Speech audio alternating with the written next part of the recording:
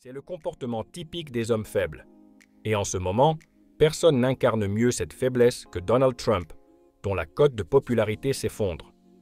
À Portland, ses agents de l'ICE se comportent comme une milice brutale.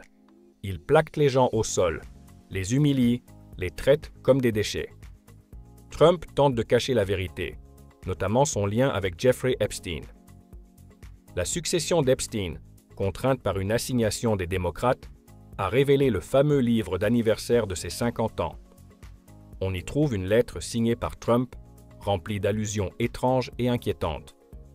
D'autres messages, écrits par Epstein ou par Ghislaine Maxwell, évoquent Trump, Prince Andrew et des histoires sordides liées au trafic sexuel. Plutôt que d'assumer, Trump nie, prétend que tout est faux, ce qui le rend encore plus coupable.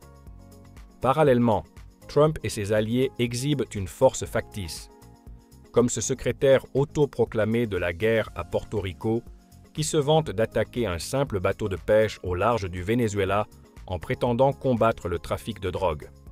Ridicule. Pendant ce temps, les vrais adversaires comme Poutine rient et les alliés sont consternés. Trump, lui, bombarde ses partisans d'emails désespérés. Sondages bidons, fausses médailles, promesses de statut diamant. Tout est un mécanisme de manipulation psychologique, un mélange de flatterie et de culpabilisation pour soutirer de l'argent, typique d'une secte. Et quand les révélations sur Epstein refont surface, Trump détourne l'attention. Russia, Russia, Russia, autopeine, complot de Biden.